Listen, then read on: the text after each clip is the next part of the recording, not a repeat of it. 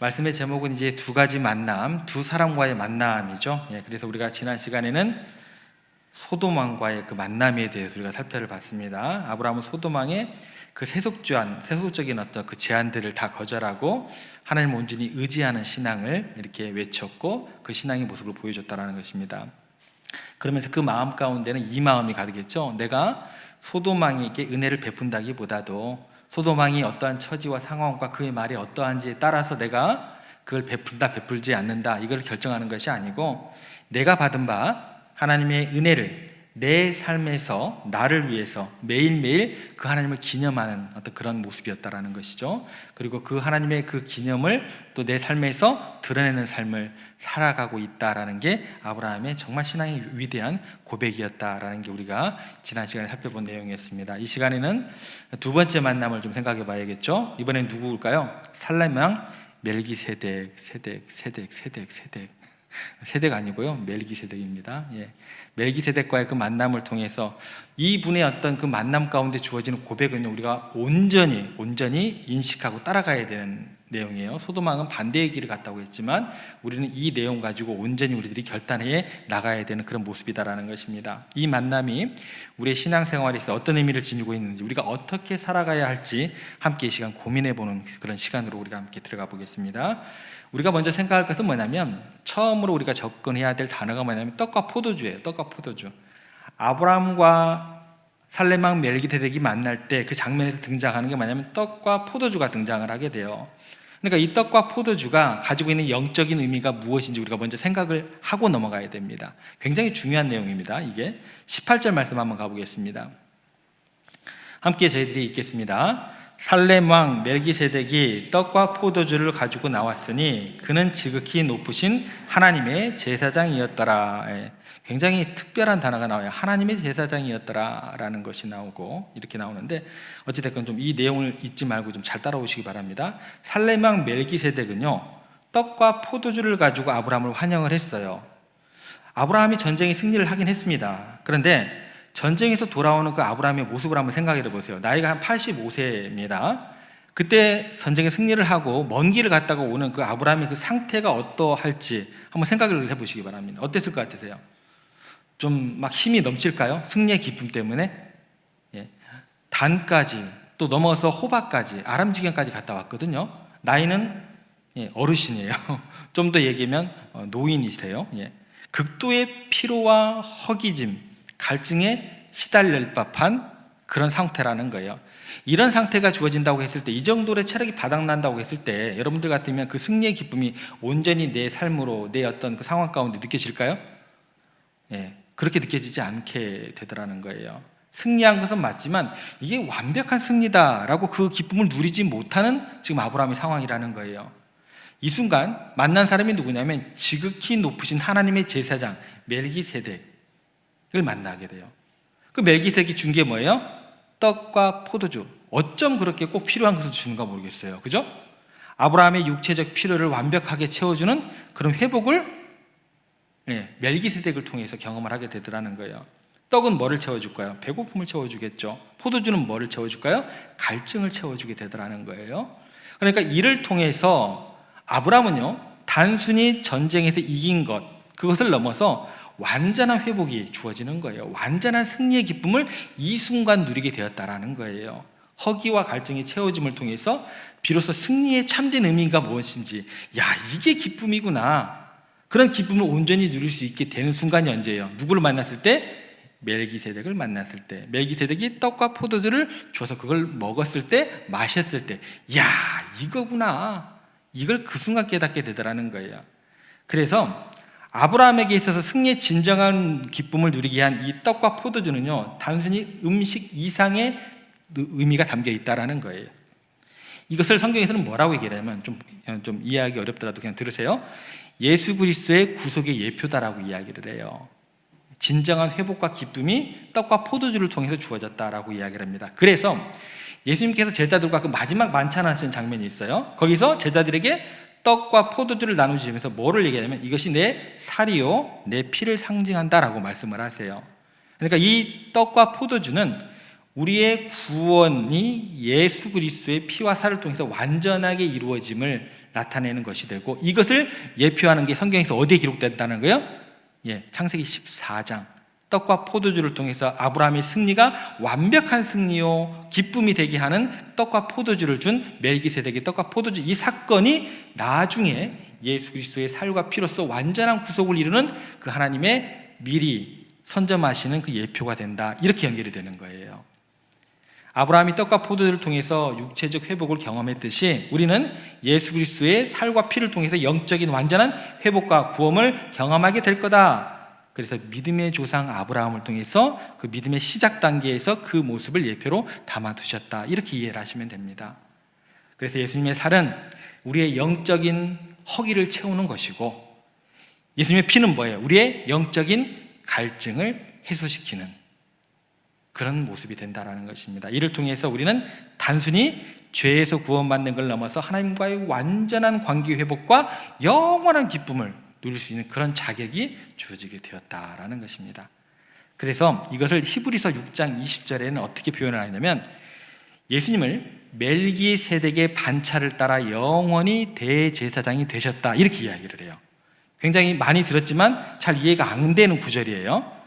멜기세덱의 반차를 따라서 영원히 대제사장이 되셨다. 이 말이 무슨 말이냐면, 반차라는 것은 뭐냐면 직을 바로 이어받는 사람을 반차라고 얘기를 해요. 그러니까 성경에서 제사장 직을 맡은 제사장의 그 직을 계승하는 사람을 반차를 따랐다라고 이야기를 해요. 그런데 멜기세덱에서 기록이 되고 난 다음에 그리스도 예수께서 오시는 그 긴 시간 동안 반차에 대해서 언급함이 있었을까요? 없었을까요? 없습니다. 아무도 없어요. 14장에 나오고 난 다음에 히브리서에서 기록된 것처럼 시편의 110편인가 거기에 기록된 것 말고는 그 중간 사람에서 반차를 쫓는 사람이 아무도 없는 거예요. 그럼 이 얘기는 뭐가 되냐면, 멜기세덱이 누가 돼야지 이게 이해가 되는 거예요. 예수님이 되어야지 이게 성경이 이루어지는 내용이 되는 거예요. 그래서 멜기세덱에서 그리스도 예수님의 그 긴 시간 동안은 아무런 반차의 언급이 없는 것입니다. 이것은 뭐가 되냐면, 멜기세덱과 예수님이 사실상 동일한 분임을 가정할 때 이게 해결할 수 있는 문제예요. 그래서 이 반차라는 것, 그리스도 예수 안에 있는 영원한 주어진 어떤 그런 약속의 예표가 되고, 멜기세덱을 예수님의 반차를 쫓는 멜기세덱 반차를 쫓는 예수님께서 완전한 제사장 되신다, 이렇게 이야기를 하는 거예요. 굉장히 어려운 부분 다 넘어갔어요. 자, 좀 쉬운 부분으로 좀 넘어갈게요. 그 부분은 잊으시면 안 돼요. 떡과 포도주가 왜 멜기세덱에서 예수님으로 넘어가게 되는 것이고, 왜 예수님을 멜기세덱의 반차로 쫓는 대제사장이라고 얘기하는가, 굉장히 어려운 부분 잘 넘어가셔야 돼요. 좀 쉬운 쪽으로 좀 접근해 볼게요. 이처럼 떡과 포도주에 대해서 아브라함의 그 허기와 갈증을 채워준 멜기세덱은 곧바로 아브라함의 승리는 아브라함의 능력에 있는 것이 아니라 너에게 대적을 붙이신 하나님의 은혜였고, 하나님의 주신 승리였음을 아브라함에게 강조를 합니다. 이 강조된 것을 그대로 받은 아브라함이 아까 우리가 오전에 살펴봤던 것처럼 누구에게 똑같이 그걸 강조를 해요? 소돔왕에게 똑같이 이야기를 하는 거예요. 똑같은 내용이에요. 한번 보겠습니다. 19절 20절. 멜기세덱이 아브라함에게 어떤 것을 강조하는지, 너 이 눈을 떠야 돼. 너의 승리가 너의 진정한 승리가 아니고 너의 기쁨이 되게 하려면 이 고백이 있어야지 진정한 승리가 되고 완전한 기쁨이 되는 거야. 이 눈을 떠라고 하면서 멜기세덱이 아브라함에게 가르쳐주는 내용이에요. 19절 20절 한번 보겠습니다. 같이 읽겠습니다. 그가 아브라함에게 축복하여 이르되, 천지의 주제이시오 지극히 높으신 하나님이여, 아브라함에게 복을 주옵소서. 너희 대적을 내 손에 붙이신 지극히 높으신 하나님을 찬송할지로다 하며, 아브라함이 그 얻은 것에서 10분의 1을 멜기세덱에게 주었더라. 아브라함의 나이가 조금 설명드리도 85세 정도 되고, 집에서 길러온 종들을 데리고 말도 안 되는 4개국이 연합군을 이겼어요. 그리고 모든 포로와 재산을 다 찾아왔어요. 도저히 잊을 수 없는 승리다라는 것입니다. 그런데 이것은 우리들이 생각하기에는 우리가 잘나서, 아브라함이 잘나서 이렇게 이루어진 승리다라고 생각을 하게 되더라는 거예요. 그런데 오면서 기진맥진하고 기쁨도 기쁨도 아니고 승리고 승리 같지도 않은 그런 과정을 거치면서 떡과 포도주를 가지고 회복이 되고 나니까 멜기세덱이 하는 말이 뭐냐면, 너 하나님의 은혜가 아니면 이루어질 수 없는 거야. 네 자신의 모습 봐. 조금 전까지 그리고 승리해놓고도 네가 어떤 모양으로 지금 이 왔는가 봐라. 떡과 포도주를 먹이고 난 다음에 다시 강조하는 거예요. 너의 개인 능력으로 모든 것들이 오늘까지 이루어진 게 아니다. 20절에 보면 뭐라고 얘기하냐면, 너희 대적을 내 손에 붙이신 지극히 높이신 하나님을 찬양할지로다. 아브라함의 손에 하나님이 붙여 주었기 때문에 네가 승리한 거지, 아브라함이 준비한 힘과 능력을 가지고 승리한 것이 아니다라는 거예요. 온통 뭐예요? 은혜다라는 거예요. 은혜다라는 거예요. 마찬가지로요, 우리들이 구속의 은혜를 생각할 때 이 떡과 포도주를 생각을 해야 된다라는 거예요.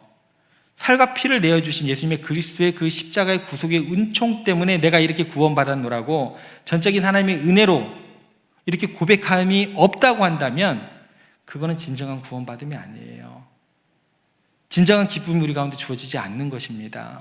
왜요? 나는 맨날 이제 뛰어다녀야 되는 거예요. 내 구원받음에 대해서 유지하기 위해서, 부족함이 없는 사람이 되기 위해서 나는 맨날 전투를 해야 돼요. 그게 여러분들 가운데 진정한 자유를 주는 거예요? 아닌 거예요. 구원은 누구로부터인 거예요? 떡과 포도주를 준 예수 그리스도의 떡과 포도주, 이것밖에는 없다라는 거예요. 그 눈을 떠야 된다라는 거예요. 그 안에 구속의 자유함이 주어지는 거예요. 예. 이 내용, 떡과 포도주에 연결되는 내용 잊으시면 안 됩니다. 두 번째, 멜기세덱이 아브라함에게 하는 얘기가 있어요. 복을 기원하는 얘기를 합니다. 복을 구해요. 복을 구하라라고 이야기를 해요.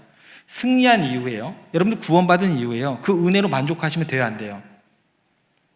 아브라함이 승리를 했어요. 그런데 승리한 사람을 대고 멜기세덱이 하는 말이 뭐냐면 복 받으라, 이렇게 얘기를 해요. 이 개념을 그대로 구원받은 이후에 여러분들 구원받았으니까 뭐 괜찮아, 이걸로 만족하면 안 된다라는 거예요. 19절 말씀 한번 가보겠습니다. 함께 읽겠습니다. 제가 읽을게요. 그가 아브라함에게 축복하여 이르되 천지의 주제이시오 지극히 높으신 하나님이 아브라함에게 복을 주옵소서. 굉장히 흥미로운 구절이에요. 생각해 보세요. 멜기세덱이 지금 아브라함을 만났을 때 전투로 하루 나가는 상황이에요? 승리를 하고 돌아온 사람이에요. 승리를 했다는 건 뭐예요? 이미 복을 받을 만큼 받았어요. 전리품을 취할 만큼 취한 사람이에요. 야, 복 받아서 좋겠다? 이 정도의 어떤 소유함이 있는 사람이에요. 그런데 그 사람에게 멜기세덱이 하는 말이 뭐예요? 복을 주시옵소서 라고 이야기를 한다는 거예요.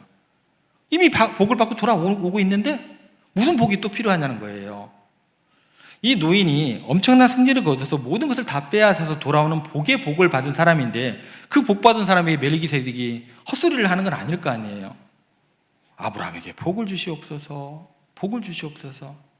무슨 얘기냐면 승리한 다음에, 일이 잘 풀린 다음에 그 다음이 중요하다라는 거예요. 나는 이미 이렇게 하나님의 은혜를 받았지만 앞으로도 하나님께서 주실 축복을 저 기대합니다. 그 축복이 저에게 더욱더 갈망이 되어집니다. 여전히 하나님의 도우심이 없으면 저는 살아갈 수 없는 인생입니다. 하나님의 더 큰 은혜를 사모해야 된다라는 거예요. 어떨 때? 여러분 잘 나갈 때, 여러분 기쁨이 가득할 때, 여러분 승리했을 때 하나님의 은혜를 더 사모하고 갈망하는 것이 겸손하게 하나님을 경외하는 피조물된 우리들의 본분임과 동시에 진정한 승리자의 모습이다라는 거예요. 로마의 성 어거스틴이 하나님을 경외하면 마음의 행복과 평화를 얻는다라고 이야기를 했어요. 다시 한번 읽어드릴게요. 하나님을 경외하면 마음에 뭐가 생긴다고요? 행복과 평화를 얻는다. 그럼 이렇게 한번 질문 드려볼게요. 여러분들 승리한 다음에, 잘된 다음에 여러분들 가운데 평화롭지 못하고 불안한 이유가 뭘까요? 여러분들 그 순간에 하나님을 경외하지 않으면, 다른 말로 얘기하면 하나님의 영광을 돌리지 않는다고 한다면, 복을 더 바라지 않는다면 뭐인 거예요? 그 순간 여러분들은 불안해지기 시작하는 거예요. 예. 독일의 시인 괴테가 이런 얘기를 했습니다. 기독교 정신은 하나님을 경외하는 것입니다 라고 얘기를 했습니다. 여러분의 마음속에 모든 것을 만족한다고 생각하라고 하나님을 경외감을 잃고 하나님의 은혜를 더 갈망하지 않으면 그 순간부터 우리는요, 크리스찬으로의 정체성을 잃어버리게 되는 거예요. 그 순간은 크리스찬이 아니다라는 거예요. 구원받은 것으로 끝난 게 아니다라는 거예요. 더 큰 은혜를 사모해야 우리가 흔들림이 없이 크리스찬으로의 정체성을 우리가 가져갈 수 있다라는 거예요. 그걸 잊어버리면 크리스찬의 정체성이 흔들려 버립니다. 우리는 여전히 끝까지 은혜 외에는 살 길이 없다고 고백을 할 때 그리스도인으로서 오늘 우리의 삶을 감당할 수 있는 거예요. 내가 한 며칠 전에 몇 날 전에 그런 어떤 회심의 사건이 있었었어. 그건 아무 필요가 없다라는 거예요. 그리스도의 정체성으로 오늘 내가 유지할 수 있다고 한다면 더 큰 하나님의 은혜를 내가 오늘 사모하느냐, 승리 가운데 기쁨 가운데 내가 오늘 그걸 갈망할 수 있느냐, 이게 더 중요하다는 거예요. 정체성이 흔들려 버린다는 거예요. 그렇지 않으면 모든 것을 누리고 있으면서도 여전히 하나님의 은혜가 필요한 사람으로 주님 앞에 겸손히 은혜를 사모하는 그런 자세를 가질 수 있어야 된다는 거예요. 그래서 시편 115편 11절에 이런 말씀이 나옵니다. 여호와를 경외하는 자들아, 너희는 여호와를 의지하여라. 그는 너희의 도움이시오 방패시로다. 여호와를 경외하는 사람은요, 끝까지 하나님을 의지하는 사람이 여호와를 경외하는 사람이에요. 여러분들 다 이루고 여러분들이 오늘 기쁨이 가득하고 성공한 다음에도 주님을 나의 도움이라고, 나의 방패라고, 나의 산성이라고 고백할 수 있어야 된다는 거예요. 야, 다 도움 끝났어. 다 이루어졌어. 됐어 이제. 내가 나의 방패 되고 나의 산성 되고 내가 나의 다 할 거야 하는 순간 크리스찬이 아니다라는 거예요. 기도가 이루어졌다고 그 순간 하나님은 나의 방패가 아니시오, 산성이 아니시오, 그 순간 여러분들은 크리스찬이 아닌 게 되는 거예요. 잠언 22장 4절에 보면 이런 말씀이 있습니다. 겸손과 여호와를 경외함의 보상은 재물과 영광과 생명이니라. 겸손하고 뭐하고 같으냐면 여호와를 경외하는 것을 같이 묶어놔요. 겸손과 여호와를 경외하는 것. 겸손하는 건 뭐예요? 그러면 내가 다른 사람에게 맨날 인사하는 게 겸손하다는 거예요? 아닙니다. 하나님 은혜였으면 못 삽니다. 이게 뭐예요? 이게 겸손이에요. 지금 복이 필요합니다. 이게 겸손이에요. 이제까지 내가 받은 복도 크지만 앞으로 더 큰 하나님의 은혜와 축복이 없으면 저는 살아갈 수 없습니다. 이게 뭐예요? 이게 겸손이에요. 미덕의 겸손이 아닙니다. 하나님 안에서의 겸손이 이거라는 거예요. 잘못 접근하시면 안 돼요. 여호와를 의지하는 것이 하나님을 경외하는 것이고, 그런 사람에게는 결과적으로 뭐가 주어진다고요? 재물과 영광과 생명이 가득하게 된다는 약속의 말씀이 기록되어 있다는 것입니다. 여러분, 그렇기 때문에 기도 응답이 이루어졌을 때, 승리의 순간이 이루어졌을 때, 기쁘고 평안함이 가득할 때 여러분들은 어떻게 해야 돼요? 더욱더 더 크신 하나님의 은혜를 갈망하는 거룩한 성도들 되셔야 된다는 거예요. 아프고 힘들 때 하나님을 찾는 거 좋습니다. 거기에 머무르면 안 된다는 거예요. 내 마음 가운데 더욱더 거룩함에 대한 하나님을 갈망함이 있어야 그게 하나님을 경외하는 사람이고 더욱더 하나님께 영광을 돌리는 사람이 될 줄로 믿으시기를 바랍니다. 그래서 어떻게 돼요? 항상 기도하라는 거예요. 항상 기도하라는 건 뭐예요? 내가 힘들 때 기도하라. 구할 거 구하고 찾을 거 찾으라. 좋아요. 그것도 기도고 또 그걸 또 하나님을 간구하는 신앙이지만 잘 될 때, 평안할 때 더욱더 하나님을 찾는 여러분들이 되셔야 된다는 것입니다. 중심을 잡아가시는 신앙인들이 되셔야 돼요. 마지막 권면이 뭐냐면 하나님을 찬양하라는 권면으로 이어져요. 승리를 하나님께 완전히 돌리라는 거예요. 하나님의 은혜를 경험한 사람은 하나님을 당연히 찬양하게 되었다라는 거예요. 20절 말씀에 이렇게 기록되어 있습니다. 너희 대적을 내 손에 붙이신 지극히 높으신 하나님을 그 다음에 뭐라고 하냐면 찬송할지로다. 이게 무슨 말이냐면 네가 정말 너의 성공이 너의 노력으로 된 것이 아닌 걸 믿느냐? 하나님의 은혜로 성공한 걸 믿느냐? 그러면 네가 그 다음에 마땅히 해야 될 게 뭐냐는 거예요. 그게 뭐라고요? 찬송할지오다 라고 이야기를 한다는 거예요. 여러분 생각해보세요. 85세 노인이 엄청난 승리를 거두고 그 밤에 군사를 몰고 가서 작전을 짜서 급습을 해가지고 그들을 쳐서 승리했을 때 얼마나 아브라함이 하고 싶은 말이 많겠어요. 야, 내가 말이야 그 저녁에 말이야 분연히 일어나가지고 쫓아갔다? 어디까지? 단까지 쫓아가고 거기서 멈추지 않고 아람까지 쫓아갔어. 내가 얼마나 빨리 달린 줄 알아? 여러분 우리 장교님들이 계셔가지고 제가 말하기가 민망한데, 여러분 남자들이 맨날 군대 얘기를 하는 이유가 뭐예요? 전쟁 한번 안 해놓고 맨날 군대 얘기하잖아요. 왜 그래요? 입이 간지러운 거예요. 여러분 생각해보세요. 아브라함이 지금 85세입니다. 엄청난 승리를 거두었어요. 얼마나 입이 간질간질거리겠어요. 그런데 지금 살레명 멜기세덱이 아브라함 딱 만나자마자 하는 말이 뭐예요? 너 입 다물어. 이 얘기하는 거예요. 너에 대한 얘기 한마디도 꺼내지 마. 이 얘기하는 거예요. 한마디도 하지 마. 이 얘기하는 거예요. 그리고 난 다음에 뭐래요? 지극히 높으신 천지를 창조하신 그분이 너에게 승리를 주셨으니까 누구만 찬양하라? 그분만 찬양하라는 거예요. 그분께만 영광을 돌리라는 거예요. 여러분, 우리가 성공했을 때, 잘 되었을 때, 하나님의 복을 받았을 때 하나님만 찬양해야 된다는 거예요. 하나님을 찬양하지 아니하고 내가 어떤 거 잘했습니다 스스로 이야기하는 그 순간부터 뭐가 시작되는 거예요? 교만해지기 시작하는 거예요.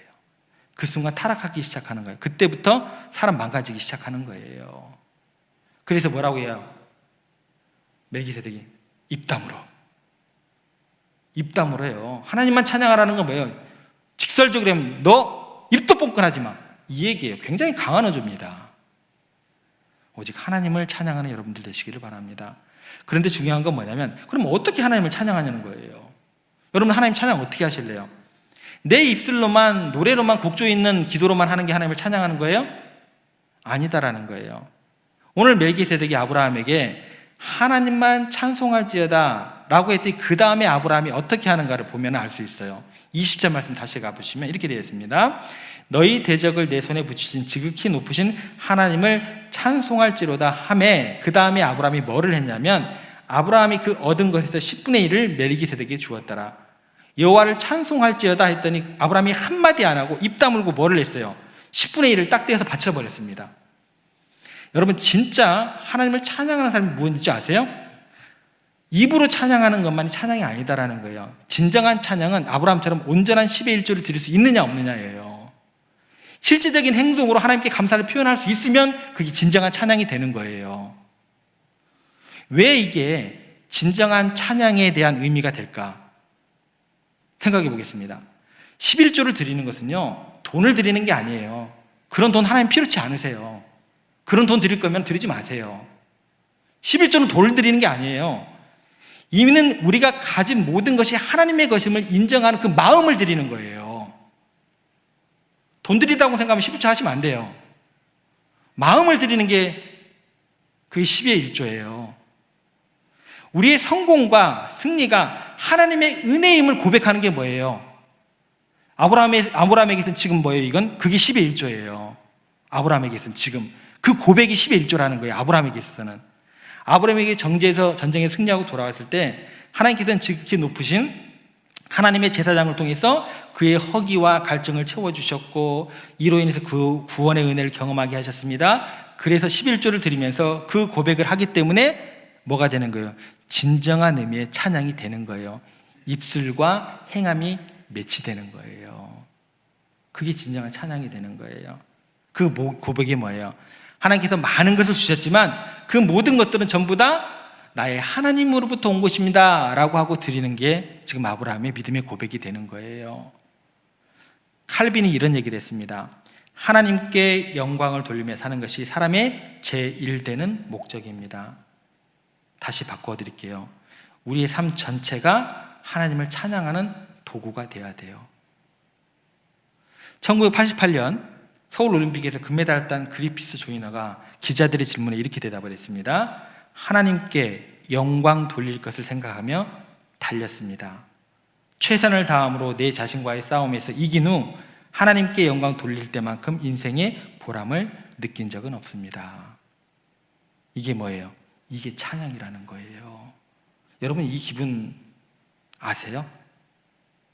저는 이 기분은 아니어도 제가 조금씩 느끼는 것이 있어요. 제가 설교 준비를 하다가 굉장히 몸이 피곤해요.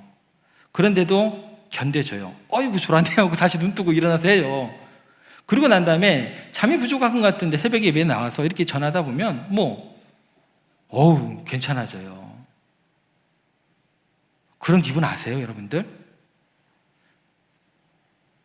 예수님께서 한 사람의 영혼을 구원하기 위해서 풍랑을 뚫고 바다를 뚫고 가셨어요. 근데 거기를 딱 가서 그 한 사람, 군대 귀신 들린 사람 구원하시고 오셨어요. 거기도 환영도 받지 못했어요. 그 배를 타고 가져가는데 얼마나 지치고 힘들었던지 거기서 기절해 버리셨어요. 제자들은 막 풍랑이 일어갖고 자기도 죽게 생겼다고 막 예수님 흔들어 깨우는데 안 일어나요. 겨우겨우 일어났어요. 그 정도로 피곤했어요. 그런데 예수님께서 그 길을 가셨다라는 거예요. 근데 거기서 많은 사람 구원한 것도 아니고 딱 한 사람 구원하고 다시 쫓기듯이 도망갔어요. 그 예수님의 그 한 사람을 향한 그 회복됨에 대한 그 피곤함을 무릅쓰고 풍랑을 뚫고 가셨던 어떤 그런 기분 혹시 아세요?